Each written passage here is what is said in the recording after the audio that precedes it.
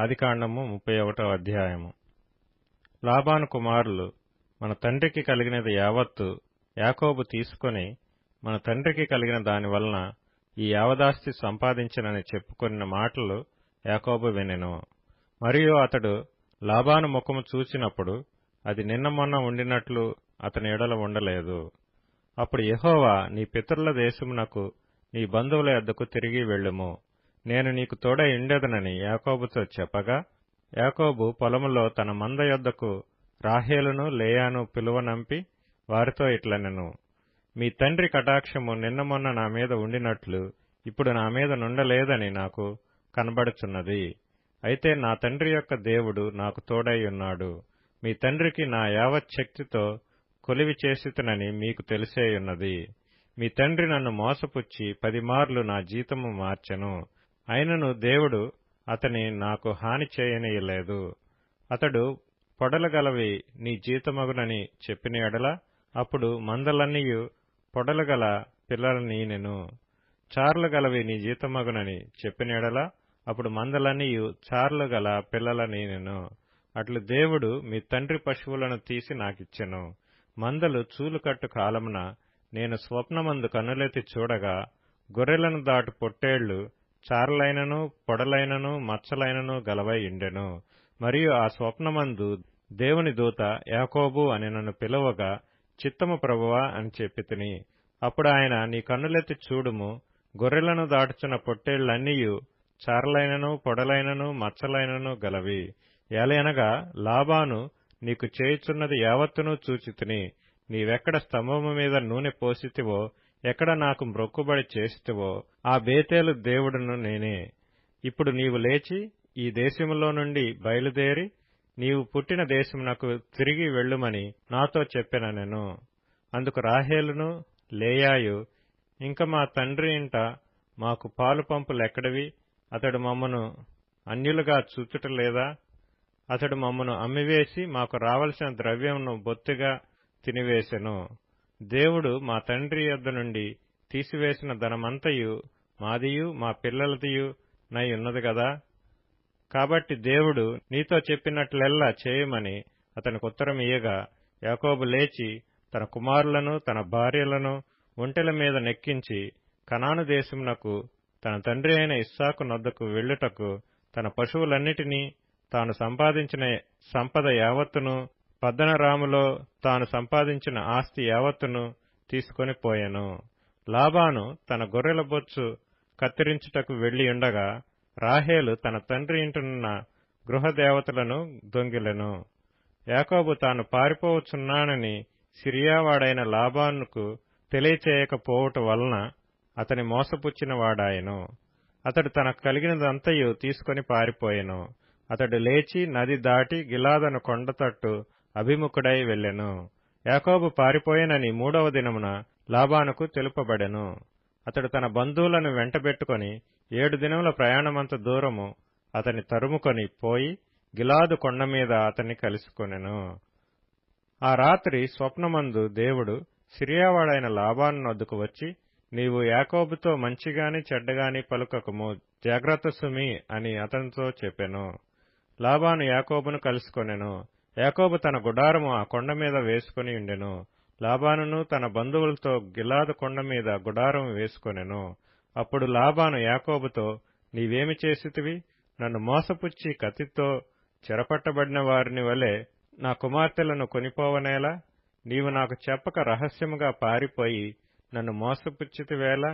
సంభ్రమముతోనూ పాటలతోనూ మద్దెలతోనూ సితారాలతోనూ నిన్ను సాగనంపుదునే. అయితే నీవు నా కుమారులను నా కుమార్తెలను నన్ను ముద్దు పెట్టుకొననీయక పిచ్చిపట్టి ఇట్లు చేసితివి.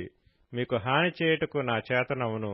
అయితే పోయిన రాత్రి మీ తండ్రి యొక్క దేవుడు, నీవు యాకోబుతో మంచిగాని చెడ్డగాని పలుకకము, జాగ్రత్త సుమి అని నాతో చెప్పెను. నీ తండ్రి ఇంటి మీద బహు వాంఛ గలవాడవై వెళ్లగోరిన ఎడల వెళ్ళుము. నా దేవతల నేల దొంగిలితివనగా, యాకోబు, నీవు బలవంతముగా నా యొద్ద నుండి నీ కుమార్తెలను తీసుకొందువేమో అనుకొని భయపడితిని. ఎవని యొద్ద నీ దేవతలు కనబడునో వారు బ్రతకకూడదు. నీవు నా యొద్దనున్న వాటిని మన బంధువుల ఎదుట వెదకి నీ దానిని తీసుకొనుమని లాబానుతో చెప్పెను. రాహేలు వాటిని దొంగిలనని యాకోబునకు తెలియలేదు. లాబాను యాకోబు గుడారములోనికి, లేయా గుడారములోనికి, ఇద్దరు దాసీల గుడారములోనికి వెళ్ళెను గాని అతనికేమీ దొరకలేదు. తరువాత అతడు లేయా గుడారంలో నుండి బయలుదేరి రాహేలు గుడారములోనికి వెళ్ళెను. రాహేలు ఆ విగ్రహములను తీసుకుని ఒంటె సామాగ్రిలో పెట్టి వాటి మీద కూర్చుండెను. కాగా లాబాను ఆ గుడారమందంతటను తడవి చూచినప్పటికి అవి దొరకలేదు. ఆమె తన తండ్రితో, తమ ఎదుట నేను లేవలేనందున తాము కోపపడకూడదు, నేను కడగానున్నానని చెప్పెను. అతడెంత వెదికినను ఆ విగ్రహములు దొరకలేదు. యాకోబు కోపబడి లాబానుతో వాదించి అతనితో, నీవిట్లు మండిపడి నన్ను తరుమునేలా? నేను చేసిన ద్రోహమేమి, పాపమేమి?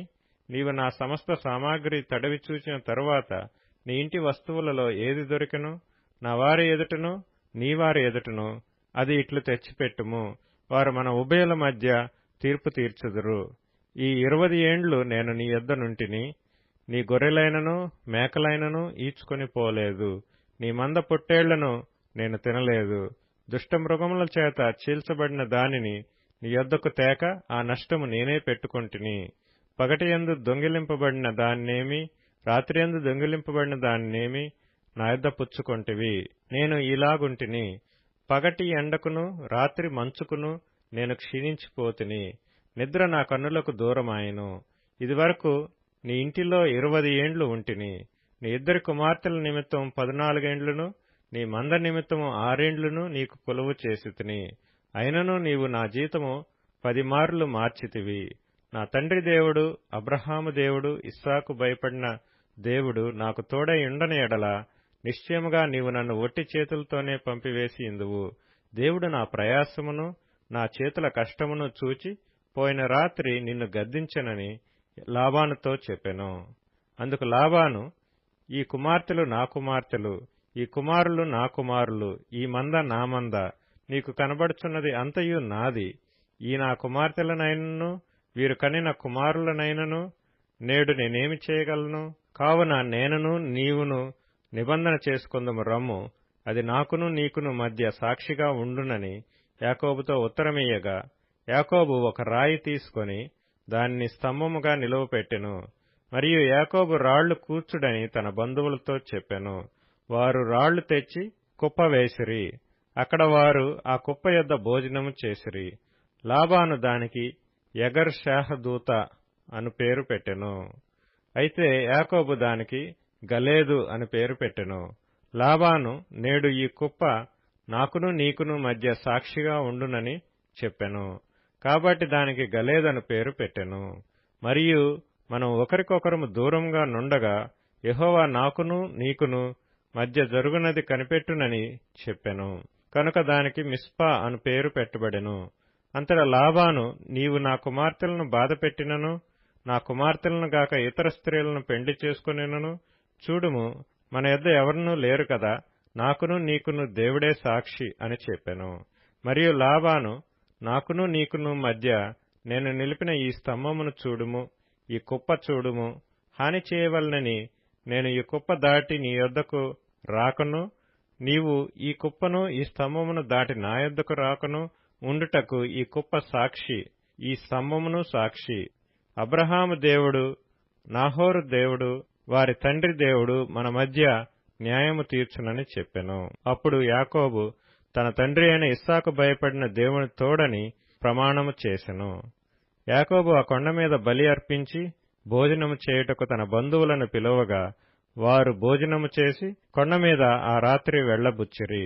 తెల్లవారినప్పుడు లాబాను లేచి తన కుమారులను తన కుమార్తెలను ముద్దు పెట్టుకుని వారిని దీవించి బయలుదేరి తన ఊరికి వెళ్లిపోయెను.